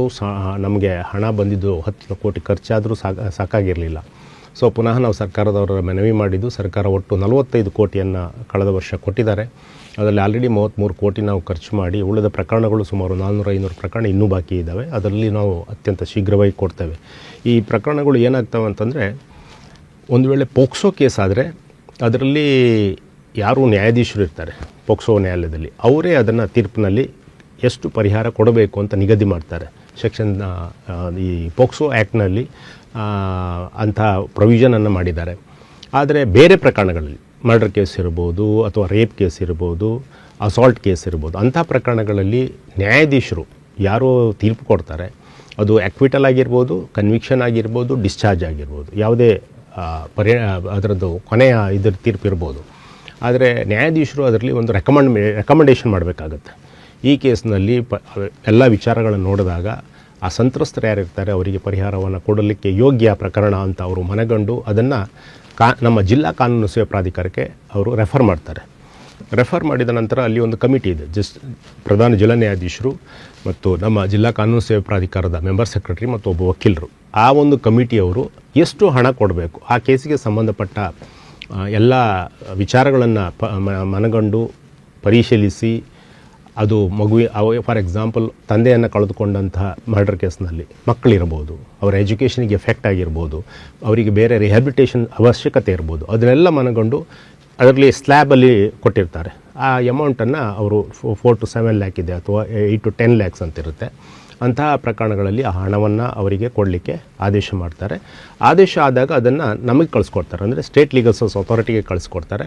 ನಮ್ಮಲ್ಲಿ ವಿಕ್ಟಿಮ್ ಕಂಪನ್ಸೇಷನ್ ಫಂಡ್ ಅಂತ ಇದೆ, ಸರ್ಕಾರದಿಂದ ಬಂದಂಥ ಹಣ. ಸೊ ಆ ಹಣದಲ್ಲಿ ನಾವು ಆ ಒಂದು ಏನು ಆರ್ಡರ್ ಬಂದಿದೆ ಅದನ್ನು ಪರಿಶೀಲಿಸಿ ನಾವು ಅದನ್ನು ಅಂತಹ ಜಿಲ್ಲೆಗಳಿಗೆ ಕಳಿಸ್ಕೊಟ್ಟು ನಮ್ಮ ಜಿಲ್ಲಾ ಕಾನೂನು ಸೇವೆ ಪ್ರಾಧಿಕಾರದವರು ಆ ವಿಕ್ಟಿಮನ್ನು ಕರೆಸಿ ಅವರಿಗೆ ಹಣವನ್ನು ಕೊಡ್ತಕ್ಕಂಥ ವ್ಯವಸ್ಥೆ ಇದೆ. ಸರ್, ಈಗ ಕಾನೂನು ಸೇವೆಗಳ ಪ್ರಾಧಿಕಾರದ ಮುಖಾಂತರ ತಾವು ಹೇಳಿದ್ರಿ, ಯಾರಾದರೂ ವೃದ್ಧರು ಅಥವಾ ಅಂಗವಿಕಲರು ಇರ್ಬೋದು ಅಥವಾ ಅನಕ್ಷರಸ್ಥರಿಗೆ ಅವರ ಮನೆಗಳಿಗೆ ಭೇಟಿ ನೀಡಿ ಅವರ ಕುಂದುಕೊರತೆ ಇರ್ಬೋದು, ಅವರಿಗೆ ಉಚಿತ ಕಾನೂನುಗಳ ನೆರವು ಮತ್ತು ಪರಿಹಾರಗಳ ನೀಡುವಂತಹ ಒಂದು ಭರವಸೆ ಮತ್ತು ಒಂದು ಕಾರ್ಯಯೋಜನೆಗಳ ಬಗ್ಗೆ ಹೇಳಿದ್ರಿ ಸರ್. ಈಗ ನೀವು ಹೇಳಿದ ಹಾಗೆ ತಮ್ಮ ಕಾನೂನು ಸೇವೆಗಳ ಪ್ರಾಧಿಕಾರದ ಸದಸ್ಯರು ಮನೆಗೆ ಬಂದು ಒಬ್ಬ ಅಂಗವಿಕಲರಿರ್ಬೋದು ಅಥವಾ ವೃದ್ಧರಿರ್ಬೋದು ಮನೆಯಲ್ಲಿ ಅವರ ಕಾನೂನಿಗೆ ಸಂಬಂಧಪಟ್ಟಂಥ ಎಲ್ಲ ಮಾಹಿತಿಯನ್ನು ಸಂಗ್ರಹಿಸಿದರು. ನಂತರ ಅವರ ಕೇಸ್ ಏನಾಗಿದೆ, ಅವರಿಗೆ ಪರಿಹಾರ ಸಿಗ್ತದ ಅಥವಾ ಅವರಿಗೆ ಏನಾದರೂ ಮುಂದೆ ಅದರಿಂದ ಏನಾದರೂ ಈ ಕೇಸ್ ಇಲ್ಲಿ ತನಕ ಬಂದು ನಿಂತ್ಕೊಂಡಿದೆ ಅಂದರೆ ಅಪ್ಡೇಟ್ ಅಂತ ಹೇಳ್ತೀವಿ. ಹೌದು. ಸೊ ಅದು ಅವರು ಹೇಗೆ ತಿಳ್ಕೊಳ್ಬೇಕು? ಆ್ಯಕ್ಚುಲಿ ನಾಲ್ಸಾ ವೆಬ್ಸೈಟಲ್ಲಿ ಇವತ್ತು ಇಡೀ ದೇಶದಲ್ಲಿ ನಮ್ಮ national legal service authority website ಇದೆ. ಅದರಲ್ಲಿ ಕರ್ನಾಟಕ ರಾಜ್ಯದ್ದು ಪ್ರತಿಯೊಂದು ರಾಜ್ಯದ ವೆಬ್ಸೈಟ್ ಸಹ ಇದೆ. ಸೊ ವೆಬ್ಸೈಟ್ನಲ್ಲಿ ನಮ್ಮ ವಕೀಲರು ಯಾರಿಗೆ ನಾವು ಕೇಸ್ ಕೊಟ್ಟಿರ್ತೀವಿ, ಪೆನಲ್ ಅಡ್ವೊಕೇಟ್ ಇರ್ಬೋದು, ಇನ್ನೊಂದು ಲೀಗಲ್ ಏಡ್ ಡಿಫೆನ್ಸ್ ಕೌನ್ಸಿಲ್ ಅಂತ ಇದೆ, ಅದ್ರ ಬಗ್ಗೆ ನೆಕ್ಸ್ಟ್ ನಾನು ವಿವರಣೆ ಹೇಳ್ತೇನೆ. ಆ ಲೀಗಲ್ ಏಡ್ ಡಿಫೆನ್ಸ್ ಕೌನ್ಸಿಲ್ ಯಾರಿರ್ತಾರೆ ಕೇಸುಗಳನ್ನು ನಡೆಸಿದ ನಂತರ ಡೈಲಿ ಅಪ್ಡೇಟ್ ಮಾಡಬೇಕಾಗತ್ತೆ. ಅಲ್ಲಿ LSMS ಅಂತ ಹೇಳಿ ಒಂದು ಪೋರ್ಟಲಲ್ಲಿ ಒಂದು ಪ್ರೊವಿಷನ್ ಇದೆ. ಆ ಕೇಸ್ನಲ್ಲಿ ಆ ದಿವಸದ ಏನು ನಡವಳಿಕೆ ಆಯಿತು, ಆ ಕೇಸು ಯಾವಾಗ ಮುಂದೆ ಹೋಯಿತು ಅನ್ನೋದನ್ನು ಅಪ್ಡೇಟ್ ಮಾಡ್ತಾರೆ. ಸೊ ಯಾರು ಕಕ್ಷಿದಾರರು ಲೀಗಲ್ ಏಡ್ ಸೀಕರ್ ಇರ್ತಾರೆ ಅಥವಾ ಲೀಗಲ್ ಏಡ್ ತೊಗೊಂಡವರು ಇರ್ತಾರೆ ಅವರು ವೆಬ್ಸೈಟ್ನಲ್ಲಿ ಚೆಕ್ ಮಾಡ್ಬೋದು. ಒಂದು ಸೆಕೆಂಡ್, ಅವರಿಗೆ ನಾನು ಹೇಳಿದ ಹಾಗೆ ಸಂಬಂಧಪಟ್ಟ ಜಿಲ್ಲೆ ಕಾನೂನು ಸೇವೆ ಪ್ರಾಧಿಕಾರದ ಕಚೇರಿಗೆ ಫೋನ್ ಮಾಡಿ ಅಲ್ಲಿ ಇರ್ತಕ್ಕಂಥ ನಮ್ಮ ಫ್ರಂಟ್ ಆಫೀಸ್ ಇದೆ, ಅಲ್ಲಿಂದಲೂ ಸಹ ಅವರು ವಿಚಾರವನ್ನು ತಿಳಿಸ್ಕೊಂಡು ಏನಾಗಿದೆ ಕೇಸ್ನಲ್ಲಿ ಅಂಥೇಳಿ ಮಾಹಿತಿಯನ್ನು ಕೊಡ್ಬೋದು. ಅಫ್ಕೋರ್ಸ್ ಆ್ಯಸ್ ಫಾರ್ ಎಸ್ ನಿಮ್ಮ ಹಿರಿಯ ನಾಗರಿಕರಿಗೆ ಸಂಬಂಧಪಟ್ಟ ಹಾಗೆ ನಮ್ಮ ಕಾನೂನು ಸೇವೆ ಪ್ರಾಧಿಕಾರಕ್ಕೆ ಎಲ್ಲ ಜಿಲ್ಲಾ ಕಾನೂನು ಸೇವೆ ಪ್ರಾಧಿಕಾರದಲ್ಲಿರತಕ್ಕಂಥ ಸದಸ್ಯ ಕಾರ್ಯದರ್ಶಿಯವರಿಗೆ ನಾವೇನು ನಿರ್ದೇಶನ ಕೊಟ್ಟಿದ್ದೀವಿ ಅಂತಂದರೆ ಅಂಥ ಕೇಸುಗಳಲ್ಲಿ ಆ್ಯಸಿಡ್ ಅಟ್ಯಾಕ್ ವಿಕ್ಟಿಮ್ ಇರ್ಬೋದು, ಹಿರಿಯ ನಾಗರಿಕರು ಇರ್ಬೋದು, ಮಕ್ಕಳಿರ್ಬೋದು, ಮಹಿಳೆಯರಿರ್ಬೋದು, ಇಂಥ ಕೇಸುಗಳಲ್ಲಿ ಅವರಿಗೆ ನಾವು ಹೆಚ್ಚಿನದಾದ ಮುತುವರ್ಜಿಯನ್ನು ವಹಿಸಿ ಅವರಿಗೆ ತಕ್ಷಣ ಆ ಮಾಹಿತಿಯನ್ನು ನಮ್ಮ ಪ್ಯಾರಾಲೀಗಲ್ ವಾಲಂಟಿಯರ್ಸ್ ಮೂಲಕ ಅಥವಾ ನಮ್ಮ ವಕೀಲರು ಲೀಗಲ್ ಏಡ್ ಡಿಫೆನ್ಸ್ ಕೌನ್ಸಿಲ್ ವಕೀಲರು ಇರ್ತಾರೆ ಅಥವಾ ಪೆನಲ್ ಅಡ್ವೊಕೇಟ್ ಇರ್ತಾರೆ, ಅವ್ರ ಮೂಲಕ ಅವರಿಗೆ ಮಾಹಿತಿಯನ್ನು ಕೊಡ್ತಕ್ಕಂಥದ್ದು ಅಗತ್ಯವಾಗಿ ಮಾಡಬೇಕಾಗತ್ತೆ.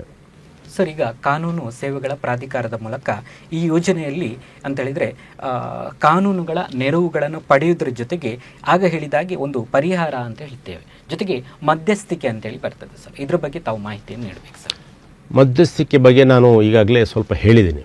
ಮಧ್ಯಸ್ಥಿಕೆಯಲ್ಲಿ ಏನಾಗುತ್ತಂತಂದರೆ ಅಲ್ಲಿ ಯಾರು ತೀರ್ಪು ಕೊಡೋದಿಲ್ಲ, ಒಬ್ಬ ಮಧ್ಯಸ್ಥಿಕೆದಾರ ಇರ್ತಾರೆ. ಅವ್ರು ಈಸ್ ಎ ಟ್ರೈನ್ಡ್ ಮೀಡಿಯೇಟರ್, ಅವರಿಗೆ ಟ್ರೈನಿಂಗ್ 40 hours ಟ್ರೈನಿಂಗ್ ಆಗುತ್ತೆ, ಅವರಿಗೊಂದು ಸರ್ಟಿಫಿಕೇಟ್ ಕೊಡ್ತಾರೆ, ಅಂಥವ್ರು ಮಾತ್ರ ಮಧ್ಯಸ್ಥಿಕೆಯನ್ನು ಮಾಡಲಿಕ್ಕೆ ಅರ್ಹರಂತಾಗ್ತಾರೆ. ಸೊ ನಮ್ಮಲ್ಲಿ ಮಧ್ಯಸ್ಥಿಕೆದಾರರ ಒಂದು ಪಟ್ಟಿ ಇದೆ. ಪ್ರತಿ ರಾಜ್ಯದಲ್ಲಿ, ಪ್ರತಿ ಜಿಲ್ಲೆಯಲ್ಲಿ ಮತ್ತು ಪ್ರತಿ ತಾಲೂಕಿನಲ್ಲಿ ನಮ್ಮ ಮಧ್ಯಸ್ಥಿಕೆದಾರರು ಒಂದು ಟ್ರೈನಿಂಗ್ ಕೊಟ್ಟ ನಂತರ ಸರ್ಟಿಫಿಕೇಟ್ ತೊಗೊಂಡ ನಂತರ ಅವರನ್ನು ಲೀಸ್ಟ್ ಮಾಡಿರ್ತೀವಿ. ಈ ಕೇಸು ಒಂದು ವೇಳೆ ಫಾರ್ ಎಕ್ಸಾಂಪಲ್ ಫ್ಯಾಮಿಲಿ ಡಿಸ್ಪ್ಯೂಟ್, ಗಂಡ ಹೆಂಡತಿ ನಡುವೆ ಜಗಳ ಇರುತ್ತೆ, ಕೇಸಿಗೆ ಕೋರ್ಟಿಗೆ ಬಂದಿರ್ತಾರೆ, ಅಂಥ ಸಂದರ್ಭದಲ್ಲಿ ಡೈವರ್ಸ್ ಇದ್ದರೆ ಅಥವಾ ಯಾವುದೇ ಮ್ಯಾಟ್ರಿಮೋನಿಯಲ್ ಇಶ್ಯೂ ಸಂಬಂಧಪಟ್ಟಾಗೆ ರೆಸ್ಟಿಟ್ಯೂಷನ್ ಕಾಂಜುಗಲ್ ರೈಟ್ ಇರ್ಬೋದು, ಮೇಂಟೆನೆನ್ಸಿಗೆ ಹಾಕಿರ್ಬೋದು, ಡೈವರ್ಸಿಗೆ ಹಾಕಿರ್ಬೋದು, ಅಂಥ ಕೇಸುಗಳನ್ನು ಪ್ರಪ್ರಥಮವಾಗಿ ನಾವು ಒಂದು ಮಧ್ಯಸ್ಥಿಕೆ ಕಳಿಸೋದಂತೂ ಮಾಡಲೇಬೇಕು. ಯಾಕಂದರೆ ಸುಪ್ರೀಂ ಕೋರ್ಟ್ನ ನಿರ್ದೇಶನವೂ ಇದೆ, ಹೈಕೋರ್ಟ್ ನಿರ್ದೇಶನವೂ ಇದೆ.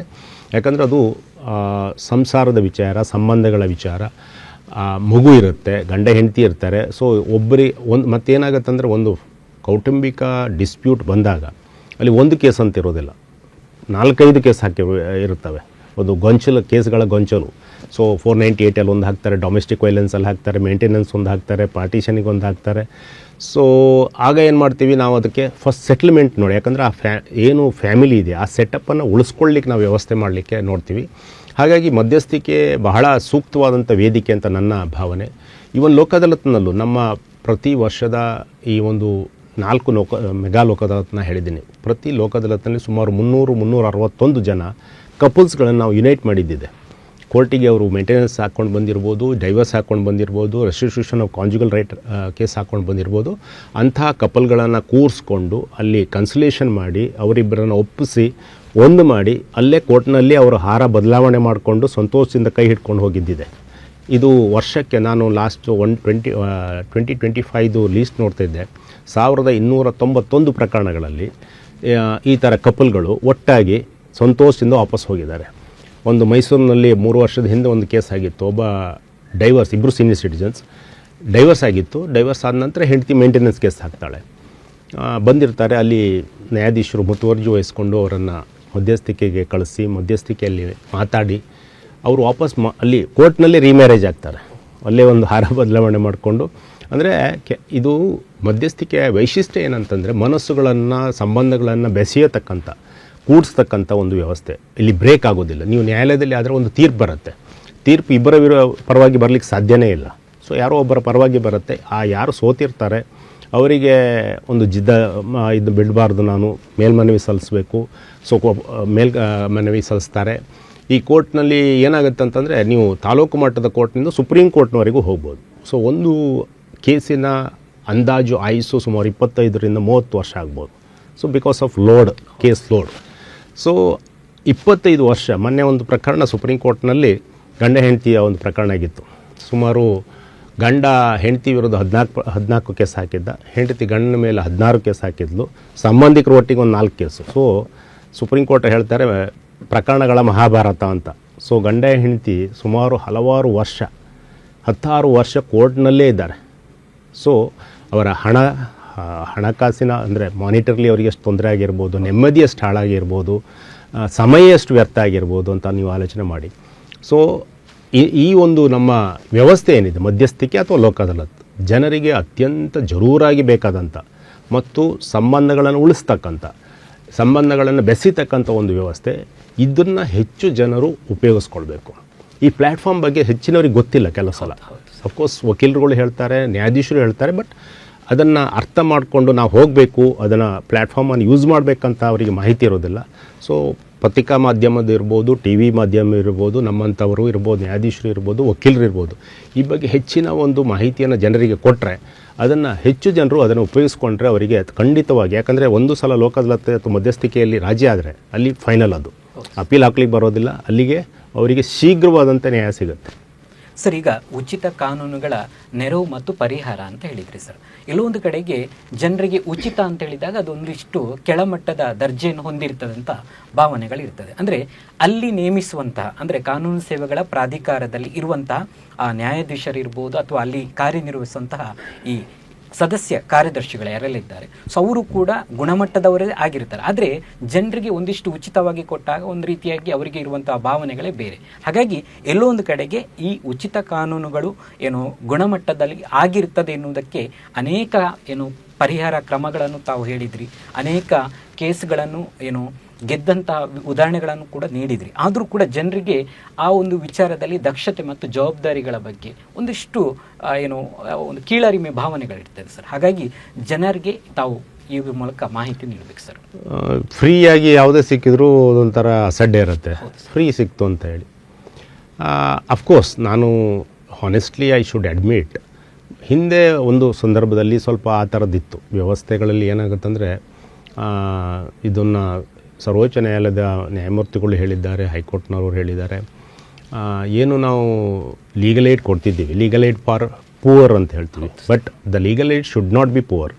ಸೊ ಏನು ಲೀಗಲ್ ಏಡ್ ಕೊಟ್ಟಿದ್ದೀವಿ ಅದು ಆ ಲೀಗಲ್ ಏಡ್ ಪೂವರ್ ಆಗಿರಬಾರ್ದು, ಅದು ಗುಣಮಟ್ಟದ ಒಂದು ಕಾನೂನು ನೆರವು ಆಗಿರಬೇಕು.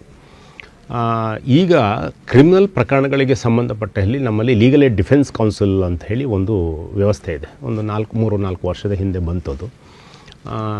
ನಮ್ಮ ಪ್ರತಿ ಜಿಲ್ಲೆಯಲ್ಲಿ 30 ಜಿಲ್ಲೆಗಳಲ್ಲಿ ಪ್ರತಿ ಜಿಲ್ಲೆಗೆ 10 ನ್ಯಾಯವಾದಿಗಳನ್ನು ನಮ್ಮ ಕರ್ನಾಟಕ ಕಾನೂನು ಸೇವೆ ಪ್ರಾಧಿಕಾರದವರು ನೇಮಿಸ್ಕೊಳ್ತೀವಿ. ಅವರು ಬೇರೆ ಪ್ರೈವೇಟ್ ಕೇಸ್ ನಡೆಸೋ ಹಾಗಿಲ್ಲ. ಅವರಿಗೆ ತಿಂಗಳಿಗೆ ಮಾಸಿಕವಾದಂಥ ಸಂಬಳವನ್ನು ನಾವೇ ಕೊಡ್ತೀವಿ. ಅವರಿಗೊಂದು ಲೀಗಲ್ ಏಡ್ ಆಫೀಸನ್ನು ಸೆಟಪ್ ಮಾಡಿ ನಾವು ಕೊಟ್ಟಿರ್ತೀವಿ. ಅಲ್ಲಿರ್ತಕ್ಕಂಥ ಎಲ್ಲ ವ್ಯವಸ್ಥೆ, ಅಲ್ಲಿ ಇವನ್ ಏನು ಸ್ಟಾಫ್ಗಳಿದ್ದಾರೆ ಅವರನ್ನು ಸಹ ನಾವೇ ಕೊಟ್ಟಿರ್ತೀವಿ. ಸೊ ಅಲ್ಲಿ ಒಬ್ಬ chief legal aid defence counsel ಇರ್ತಾರೆ, 3 ಜನ deputy legal aid defence counsel ಇರ್ತಾರೆ ಮತ್ತು 6 ಜನ assistant legal aid defence counsel ಇರ್ತಾರೆ.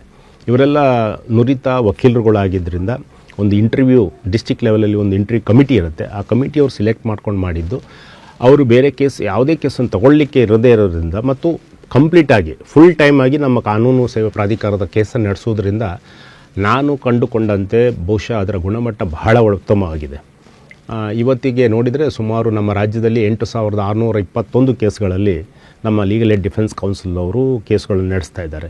ನೀವು ಬಹುಶಃ ಯಾವುದೇ ಜಿಲ್ಲೆಗೆ ಹೋಗಿ ಕೇಳಿದರೆ ಇವತ್ತು ಹೆಚ್ಚು ಕೇಸುಗಳು ನಮ್ಮ ಲೀಗಲ್ ಡಿಫೆನ್ಸ್ ಕೌನ್ಸಿಲ್ ಬರ್ತದೆ. ಅಂದರೆ ಭರವಸೆ ಇದು ಜಾಸ್ತಿ ಆಗಿದೆ, ಸುಮ್ಮನೆ ಬರೋದಿಲ್ಲ ಅದು. ಮೊದಲು ಇದಕ್ಕಿಂತ ಈಗ ನೋಡಿದರೆ ನಾವು ಈಗ ಭೇಟಿಯಾಗಿ ಕೈದಿಗಳನ್ನು ನಾವು ಮಾತಾಡಿಸಿದರೆ ಅವ್ರು ಹೇಳ್ತಾರೆ ನಮ್ಮ ವಕೀಲರು ಚೆನ್ನಾಗಿ ಕೇಸ್ ನಡೆಸ್ತಾ ಇದ್ದಾರೆ. ಸೊ ಬೇರೆ ವಕೀಲ ಆ ಕೈದಿಯನ್ನು ನೋಡಿ ಇನ್ನೊಬ್ಬ ಕೈದಿ ಸಹ ನನಗೆ ಕೊಡಿ ಅಂಥೇಳಿ ಕೇಳ್ಕೊಂಡು ಬಂದಿದ್ದು ಎಷ್ಟೋ ಕೇಸ್ಗಳಲ್ಲಿ ನಾವು ಪ್ರಕರಣಗಳನ್ನು ನೋಡ್ತೀವಿ. ಇನ್ನು ಸಿವಿಲ್ ಕೇಸಿಗೆ ಸಂಬಂಧಪಟ್ಟ ಹಾಗೆ ನಮ್ಮಲ್ಲಿ ಪೆನಲ್ ಅಡ್ವೊಕೇಟ್ಸ್ ಇದ್ದಾರೆ. ಕರ್ನಾಟಕದಲ್ಲಿ ಸುಮಾರು 1721 ಜನ ಪೆನಲ್ ಅಡ್ವೊಕೇಟ್ಸ್ಗಳನ್ನು ನಾವು ನುರಿತ ಅಡ್ವೊಕೇಟ್ಸ್ಗಳನ್ನು ಮಾಡಿದ್ದೀವಿ. ಇಲ್ಲಿ ನನ್ನ ಒಂದು ಮನವಿ ಏನಂತಂದರೆ ಜನರು ಸಹ ಅದರ ಬಗ್ಗೆ ಅರ್ಥ ಮಾಡ್ಕೊಳ್ಬೇಕು. ನಿಮ್ಮ ಕೇಸನ್ನು, ಸಿವಿಲ್ ಕೇಸನ್ನು ಒಂದು ವಕೀಲರಿಗೆ ನಾವು ಕೊಟ್ವಿ ಅಂತಂತಾರೆ ಅಂದರೆ ಅದು ಫ್ರೀ. ನೀವು ಯಾವುದೇ ಒಂದು ಹಣವನ್ನು ಅವರಿಗೆ ವಕೀಲರಿಗೆ ಕೊಡುವಂಥ ಪ್ರಶ್ನೆ ಬರೋದಿಲ್ಲ. ನ್ಯಾಯಾಲಯದ ಶುಲ್ಕ ಫ್ರೀ ಇರುತ್ತೆ. ಯಾವುದೇ ಒಂದು ಮಿಸಲೇನಿಯಸ್ ಖರ್ಚುಗಳನ್ನು ಕೊಡ್ತಕ್ಕಂಥದ್ದು ಇಲ್ಲ. ಸೊ ಅದ್ರ ಬಗ್ಗೆ ಮಾಹಿತಿ ಬೇಕು. ಆಫ್ಕೋರ್ಸ್ ನಮ್ಮಲ್ಲಿ ಲೀಗಲ್ ಏಡ್ ಡಿಫೆನ್ಸ್ ಇದು ಪೆನಲ್ ಅಡ್ವೊಕೇಟ್ಸ್ಗಳು ಚೆನ್ನಾಗಿ ಕೇಸ್ಗಳನ್ನು ನಡೆಸ್ತಾ ಇದ್ದಾರೆ. ಅಲ್ಲಿ ಸ್ವಲ್ಪ ನಮಗೆ ಕಂಪ್ಲೇಂಟ್ಸ್ ಬರ್ತವೆ, ಇಲ್ಲ ಅಂತಿಲ್ಲ. ಬಟ್ ಅದನ್ನು ನಾವು ಸೂಕ್ತವಾಗಿ ಅಂಥ ವಕೀಲರು ಯಾರಾದರೂ ಜನರಿಂದ ಹಣ ತಗೊಂಡು ಅವರಿಗೆ ಇದು ಕಾಡಿಸ್ತಾರಂತಂದರೆ ಇಮಿಡಿಯೇಟ್ಲಿ ನಮ್ಗೆ ಆ ಕಂಪ್ಲೇಂಟ್ ಬಂದರೆ, ಸೊ ಅಂಥ ಕೇಸುಗಳಿದ್ದರೆ ಜನರು ಖಂಡಿತವಾಗಿ ನಮ್ಮ ಕಾನೂನು ಸೇವೆ ಪ್ರಾಧಿಕಾರಕ್ಕೆ ಆಫೀಸಿಗೆ ಬಂದು ಕಂಪ್ಲೇಂಟ್ಸನ್ನು ಸಹ ಕೊಡ್ಬೋದು. ಅಂಥದ್ದಿದ್ರೆ ಅಂಥ ವಕೀಲರನ್ನು ನಾವು ಪೆನಲಿಂದ ಇಮಿಡಿಯೇಟ್ ತೆಗಿತೀವಿ. ಯಾಕಂದರೆ ಅದು ನಮ್ಮ ಸಂಸ್ಥೆಗೆ ಮಾಡ್ತಕ್ಕಂಥ ದ್ರೋಹ ಮತ್ತು ಕಾನೂನಿನ ಪ್ರಕಾರ ಲೀಗಲ್ ಏಡ್ ಸೀಕರ್ ಯಾರಿರ್ತಾರೆ, ನಾವು ಬಡವ ಅಥವಾ ದಲಿತ ಅಥವಾ ಯಾರೋ ಒಬ್ಬ ಕಷ್ಟದಲ್ಲಿರುವ ಇರ್ತಾರೆ. ಸೊ ಅಂಥವರಿಂದ ನಾವು ಹಣವನ್ನು ಕೇಳಿ ಹಣವನ್ನು ಪಡ್ಕೊಳ್ಳೋದು ತಪ್ಪಾಗುತ್ತೆ. ಸೊ ಅಂಥದ್ದನ್ನು ನಾವು ಸಹಿಸುವುದಿಲ್ಲ, ಅದನ್ನು ನಾವು ಯಾರಿಗೂ ಅದಕ್ಕೆ ಅವಕಾಶ ಕೊಡೋದಿಲ್ಲ. ಬಟ್ ಓವರಾಲ್ ನಾನು ನೋಡಿದರೆ ಇವತ್ತು ಹಿಂದಕ್ಕಿಂತ ಇವತ್ತಿಗೆ ಆ ಒಂದು ಗುಣಮಟ್ಟ ಏನಿದೆ, ಕಾನೂನಿನ ಉಚಿತ ಕಾನೂನು ನೆರವಿನ ಗುಣಮಟ್ಟ ಏನಿದೆ ಅದು ಜಾಸ್ತಿ ಆಗಿದೆ. ಖಂಡಿತವಾಗಿ ಇನ್ನೂ ಅದನ್ನು ಇಂಪ್ರೂವ್ ಮಾಡಬೇಕು. ಅದು ನಾವು ಇಲ್ಲಿಗೆ ನಾವು ನಿಲ್ಲಿಸ್ತಾ ಇಲ್ಲ. ಇನ್ನೂ ಅದನ್ನು ನಮ್ಮಲ್ಲಿ ರಿವ್ಯೂ ಕಮಿಟಿ ಅಂತಿದೆ. ಸೊ ಪ್ರತಿ ತಿಂಗಳು ಮಾನಿಟ್ರಿಂಗ್ ಆ್ಯಂಡ್ ಮೆಂಟ್ರಿಂಗ್ ಕಮಿಟಿ ಅಂತ ಮಾಡ್ತೀವಿ. ವಕೀಲರುಗಳ ಏನು ಕೇಸು ನಡೆಸಿದ ವಕೀಲರುಗಳನ್ನು ಕರೆಸಿ ಅವರ ಕೇಸು ಯಾವ ರೀತಿ ನಡೆಸಿದ್ದಾರೆ, ಹೇಗೆ ನಡೆಸಿದ್ದಾರೆ ಅಂತಕ್ಕಂಥದ್ದನ್ನು ಪರಿಶೀಲಿಸಿ ಅವ್ರದ್ದೇನಾದರೂ ತಪ್ಪುಗಳಿದ್ದರೆ ಅದನ್ನು ನಾವು ಅವರಿಗಲ್ಲೇ ಹೇಳ್ತೀವಿ. ಕೇಸುಗಳು ಕೋರ್ಟ್ನಲ್ಲಿ ಕೇಸ್ನಲ್ಲಿ ಪ್ರತಿ ಕೇಸಿನಲ್ಲಿ ಹಿಯರಿಂಗಲ್ಲಿ ಹೋಗಿ ರೆಪ್ರೆಸೆಂಟ್ ಮಾಡಬೇಕು. ಯಾರಾದರೂ ಹೋಗದೇ ಇದ್ದದ್ದು ನಮ್ಮ ಗಮನಕ್ಕೆ ಬಂದರೆ, ಕಾನೂನು ಸೇವೆ ಪ್ರಾಧಿಕಾರ ಗಮನಕ್ಕೆ ಬಂದರೆ ಅದನ್ನು ಮಾನಿಟ್ರಿಂಗ್ ಕಮಿಟಿ ಮೀಟಿಂಗಲ್ಲಿ ನಾವು ಹೇಳಿ ಯಾಕೆ ನೀವು ಹೋಗಲಿಲ್ಲ, ಯಾವ ಕಾರಣಕ್ಕೆ ಹೋಗಲಿಲ್ಲ ಮತ್ತು ಯಾರು ಆ ಕೇಸ್ನಲ್ಲಿ ಅಬ್ಸೆಂಟ್ ಆಗೋದು, ಡೇಟ್ಸ್ ತೊಗೊಳ್ಳೋದು ಅಥವಾ ಹೋಗದೇ ಇರೋದು ಅಥವಾ ಅಪ್ಡೇಟ್ ಮಾಡದೇ ಇರೋದು ಮಾಡಬಾರ್ದು. ಮತ್ತು ಯಾವ ಕೇಸ್ ನೀವು ಮಾಡ್ತೀರಾ ಆ ಕಕ್ಷಿಗಾರಿಗೆ ಇಮಿಡಿಯೇಟಾಗಿ ಅದರ ನೆಕ್ಸ್ಟ್ ಅಪ್ಡೇಟ್ ಏನಿದೆ ಅದನ್ನು ಹೇಳಬೇಕು. ಈ ಥರ ನಾವು ಅವರಿಗೆ ಮಾರ್ಗದರ್ಶನ ಮಾಡಿದ್ದೀವಿ. ಈ ಪೆನಲ್ ಅಡ್ವೊಕೇಟ್ಸ್ ಮತ್ತು LADC ಕೌನ್ಸಿಲ್ಸ್ಗಳಿಗೆ ನಾವು ಒಂದು ವರ್ಕ್ಶಾಪನ್ನು ಮಾಡಿ ಅವರಿಗೂ ಸಹ ಟ್ರೈನಿಂಗ್ ಮಾಡಿರ್ತೀವಿ. ಅದೇ ಥರ ನಮ್ಮ ಸದಸ್ಯ ಕಾರ್ಯದರ್ಶಿಗಳೇನಿದ್ದಾರೆ ಅವರು ಸೀನಿಯರ್ ಸಿವಿಲ್ ಜಡ್ಜಸ್ ಇರ್ತಾರೆ ಎಲ್ಲ 30 ಜಿಲ್ಲೆಯಲ್ಲಿ. ಅವರು ಹಿರಿಯ ನ್ಯಾಯಾಧೀಶರಾಗಿರೋದ್ರಿಂದ, ಸೀಸನ್ಡ್ ಜಡ್ಜಸ್ ಆಗಿರೋದ್ರಿಂದ ಅವರಿಗೆ ಖಂಡಿತ ಜನರಿಗೆ ಸಹಾಯ ಮಾಡ್ತಕ್ಕಂಥ ಒಂದು ವ್ಯವಸ್ಥೆ ಹೇಗೆ ಏನು ಅನ್ನೋದು ಗೊತ್ತಿರುತ್ತೆ. ಅವರು ಡಿಸ್ಟ್ರಿಕ್ಟ್ ಅಡ್ಮಿನಿಸ್ಟ್ರೇಷನ್ ಜೊತೆಗೆ ಸೇರಿಕೊಂಡು ಯಾರು ಇಂತಹ ಕಾನೂನು ನೆರವು ಅರಿವು ಪಡೀಲಿಕ್ಕೆ ಅರ್ಹರಿದ್ದಾರೆ ಅವರಿಗೆ ಖಂಡಿತವಾಗಿ ಅವರು ಸಹಾಯ ಮಾಡ್ತಾರಂತ ನನಗೆ ಭರವಸೆ ಇದೆ. ಸರ್, ಈಗ ಕಾನೂನು ಸೇವೆಗಳ ಪ್ರಾಧಿಕಾರಕ್ಕೆ ವಿಚಾರಕ್ಕೆ ಬಂದಾಗ ಉಚಿತ ಕಾನೂನುಗಳ ನೆರವು ಮತ್ತು ಪರಿಹಾರ ಅಂತ ನೋಡ್ತೀವಿ ಸರ್. ಇದ್ರ ಜೊತೆಗೆ ಇಡೀ ದೇಶದಲ್ಲಿ ನಾವು ಲೋಕ ಅದಾಲತ್ ಕಾರ್ಯಕ್ರಮಗಳನ್ನು ನಾವು ನಡೆಸ್ತಾ ಇದ್ದೇವೆ ಸರ್. ಮುಂದಿನ ದಿನಗಳಲ್ಲಿ ಕೂಡ ಲೋಕ ಅದಾಲತ್ ನಮ್ಮ ಇಡೀ ರಾಷ್ಟ್ರದಾದ್ಯಂತ ಕೂಡ ನಡೀಲಿಕ್ಕಿದೆ ಸರ್. ಇದರ ಬಗ್ಗೆ ತಾವು ಮಾಹಿತಿಯನ್ನು ನೀಡಬೇಕು ಸರ್. ಇಲ್ಲಿ ಎರಡು ವಿಚಾರ ಇದೆ. ಒಂದು, ನಾವು ರಾಷ್ಟ್ರೀಯ ಲೋಕ ಅದಾಲತ್ ಮಾಡೋದು. ಈಗ ನಮ್ಮ first ಮಾರ್ಚಲ್ಲಾಗಿತ್ತು. Second national Lok Adalat July second Saturday 11/7/26 ಆಗುತ್ತೆ. ಅದು ನಾವು ಮಾಮೂಲಾಗಿ ಮಾಡ್ತಕ್ಕಂಥದ್ದು. ಆ ಬಗ್ಗೆ ಪ್ರಕ್ರಿಯೆಗಳು ನಮ್ಮ ಏನು ಕೆಲಸಗಳು ಆಗ್ತಾ ಇದ್ದಾವೆ. ಇನ್ನೊಂದು ವಿಶೇಷ ಇದೇನಂತಂದರೆ ಸಮಾಧಾನ ಸಮಾರೋಹ 2026 ಅಂಥೇಳಿ ಸುಪ್ರೀಂ ಕೋರ್ಟ್ನ ಕೇಸುಗಳನ್ನು ರಾಜಿ ಮಾಡ್ತಕ್ಕಂಥದ್ದು ಲೋಕ ಅದಾಲತ್ನಲ್ಲಿ ಒಂದು ಪ್ರಕ್ರಿಯೆ ಏಪ್ರಿಲ್ 21 ಪ್ರಾರಂಭ ಆಗಿದೆ. ಇದು ಕನ್ಕ್ಲೂಡ್ ಆಗ್ತಕ್ಕಂಥದ್ದು 20, 21, 22 ಆಗಸ್ಟ್ 26. ಈಗ ಸುಮಾರು ಸುಪ್ರೀಂ ಕೋರ್ಟ್ನ ಒಂದು 80,000 ಕೇಸ್ ಇದ್ದರೆ ಅದರಲ್ಲಿ ಒಂದು 43,000 ಕೇಸ್ಗಳನ್ನು ಈಗಾಗಲೇ ಐಡೆಂಟಿಫೈ ಮಾಡಿದ್ದಾರೆ. ಸುಪ್ರೀಂ ಕೋರ್ಟ್ನವರೇ ಐಡೆಂಟಿಫೈ ಮಾಡಿದ್ದಾರೆ. ಅದನ್ನು ಬೇರೆ ಬೇರೆ ರಾಜ್ಯಗಳಿಗೆ ಸಂಬಂಧಪಟ್ಟ ಹಾಗೆ ಆ ರಾಜ್ಯಗಳಿಗೆ ಕಳಿಸಿದ್ದಾರೆ. ಕರ್ನಾಟಕ ರಾಜ್ಯಕ್ಕೆ ಸಂಬಂಧಪಟ್ಟಾಗೆ 4,329 ಪ್ರಕರಣಗಳನ್ನು ಐಡೆಂಟಿಫೈ ಮಾಡಿ ನಮ್ಗೆ ಕಳಿಸಿದ್ದಾರೆ. ಅದನ್ನು ನಾವು ಪುನಃ ಡಿಸ್ಟ್ರಿಬ್ಯೂಟ್ ಮಾಡಿ ಯಾವ್ಯಾವ ಜಿಲ್ಲೆಯಲ್ಲಿ ಎಷ್ಟೆಷ್ಟು ಕೇಸ್ ಇದೆ ಅಂತ ನೋಡಿ ಆಯಾ ಜಿಲ್ಲೆಯ ಕಾನೂನು ಸೇವಾ ಪ್ರಾಧಿಕಾರಕ್ಕೆ, ಜಿಲ್ಲಾ ಕಾನೂನು ಸೇವಾ ಪ್ರಾಧಿಕಾರಕ್ಕೆ ಕಳಿಸ್ಕೊಟ್ಟಿದ್ದೀವಿ. ಅದರಲ್ಲಿ ಅವರ ಪಾರ್ಟಿ ಹೆಸರಿದೆ, ಕೇಸ್ ನಂಬರ್ ಇದೆ ಮತ್ತು ಅವರ ಅಡ್ರೆಸ್ ಇದೆ, ಎಲ್ಲ ವಿವರಗಳಿದ್ದಾವೆ. ಸೊ ನಾವು ಇದರಲ್ಲಿ ಏನು ಮಾಡ್ತಿದ್ದೀವಿ ಅಂತಂದರೆ ಜಿಲ್ಲಾ ಕಾನೂನು ಸೇವಾ ಪ್ರಾಧಿಕಾರದಿಂದ ಒಂದು ಸ್ಪೆಷಲ್ ನೋಟಿಸನ್ನು 2 ಪಕ್ಷಗಾರರಿಗೆ ಕಳಿಸಿ ಅವರನ್ನು ಒಂದು ಪ್ರೀ ಕನ್ಸಿಲೇಷನ್ ಸಿಟ್ಟಿಂಗ್ ಅಂಥೇಳಿ ಮಾಡ್ತೀವಿ ನಾವು. ಅದು 1 ಅಥವಾ 2 ಅಥವಾ 3 ಸಲ ಸಿಟ್ಟಿಂಗ್ ಮಾಡಬೇಕಾಗತ್ತೆ. ಆ ಸಿಟ್ಟಿಂಗ್ಸ್ನಲ್ಲಿ ಅವರು ಕೂತ್ಕೊಂಡು ಅವರಿಗೆ ಈ ಕನ್ಸಲೇಷನ್ ಮಾಡಿ ಪ್ರಕರಣಗಳನ್ನು ರಾಜಿ ಮಾಡೋ ಬಗ್ಗೆ ಅವರಿಗೆ ಹತ್ರ ಮಾತುಕತೆ ಆಡಿ ಆ ಕೇಸುಗಳನ್ನು ರಾಜಿ ಮಾಡಲಿಕ್ಕೆ ಸಹಾಯ ಮಾಡ್ತೀವಿ. ಸೊ ಕೊನೆಯ ಕನ್ಕ್ಲೂಡಿಂಗ್ ದಿವಸದಂದು ಅವರು ಅಲ್ಲಿ ಸುಪ್ರೀಂ ಕೋರ್ಟ್ ನ್ಯಾಯಮೂರ್ತಿಗಳೇ ಲೋಕ ಅದಾಲತ್ನಲ್ಲಿ ಕೂತ್ಕೊಳ್ತಾರೆ. ಸೊ ನಾವು ವಿ ಸಿ ಫೆಸಿಲಿಟಿಯನ್ನು ಮಾಡಿರ್ತೀವಿ. ಪಕ್ಷಗಾರರು ಇಲ್ಲಿಂದ ನೇರವಾಗಿ ಸುಪ್ರೀಂ ಕೋರ್ಟ್ ನ್ಯಾಯಮೂರ್ತಿಗಳ ಜೊತೆಗೆ ಮಾತಾಡಿ ರಾಜಿ ಮಾಡಿಕೊಳ್ಳೋ ಒಂದು ವ್ಯವಸ್ಥೆ ಇದೆ. ಸೊ ಇದು ಭಾಳ ಒಳ್ಳೆಯ ಒಂದು ಅವಕಾಶ ಅಂತ ನನಗನ್ಸುತ್ತೆ. ಸೊ ಅದರಿಂದ ಜನತೆಯಲ್ಲಿ ನನ್ನ ಕಳಕಳಿಯ ಮನವಿ ಏನಂತಂದರೆ, ದಯವಿಟ್ಟು ತಮ್ಮ ಕೇಸು ಒಂದು ವೇಳೆ ಸುಪ್ರೀಂ ಕೋರ್ಟ್ನಲ್ಲಿ ಐಡೆಂಟಿಫೈ ಆಗಿ ನಿಮ್ಗೆ ಆಲ್ರೆಡಿ ನೋಟಿಸ್ ಬಂದಿದ್ದರೆ ತಮ್ಮ ಸಮೀಪದ ತಾಲೂಕು ಅಥವಾ ಜಿಲ್ಲಾ ಅಥವಾ ಹೈಕೋರ್ಟಿನ ನ್ಯಾಯಾಲಯಕ್ಕೆ ಹೋಗಿ ಅಲ್ಲಿ ಆಗ್ತಕ್ಕಂಥ ಈ ಪ್ರೀ ಕನ್ಸಲ್ಟೇಷನ್ ಸಿಟ್ಟಿಂಗ್ನಲ್ಲಿ ಭಾಗವಹಿಸಿ ನಿಮ್ಮ ಕೇಸುಗಳನ್ನು ರಾಜಿ ಮಾಡಲಿಕ್ಕೆ ಒಂದು ಒಳ್ಳೆಯ ಅವಕಾಶ. ದಯವಿಟ್ಟು ಇದನ್ನು ಮಾಡಿ. ಅದರ ಜೊತೆಗೆ ಒಂದು ವೇಳೆ ನಿಮ್ಮ ಕೇಸು ಅಲ್ಲಿ ಈಗಾಗಲೇ ಐಡೆಂಟಿಫೈ ಆಗಿಲ್ಲ, ಬಟ್ ನಿಮ್ಮ ಕೇಸು ಸುಪ್ರೀಂ ಕೋರ್ಟ್ನಲ್ಲಿದೆ, ಅದನ್ನು ನೀವು ರಾಜಿ ಮಾಡ್ಕೊಳ್ಳಿಕ್ಕೆ ಬಯಸ್ತೀರಿ ಅಂತಂದರೆ ಅಲ್ಲಿ ಗೂಗಲ್ ಲಿಂಕನ್ನು ಕೊಟ್ಟಿದ್ದೀವಿ. ನಾಲ್ಸಾ ವೆಬ್ಸೈಟ್ನಲ್ಲಿದೆ. ಆ ಲಿಂಕ್ನಲ್ಲಿ ನಿಮ್ಮ ಹೆಸರು, ನಿಮ್ಮ ಕೇಸಿನ ನಂಬರು, ವಿವರಗಳನ್ನು ಕೊಟ್ಟರೆ ಆ ಕೇಸನ್ನು ಸಹ ಐಡೆಂಟಿಫೈ ಮಾಡಿ ಅದನ್ನು ರಾಜಿ ಮಾಡಲಿಕ್ಕೆ ಪ್ರಯತ್ನ ಪಡ್ಬೋದು.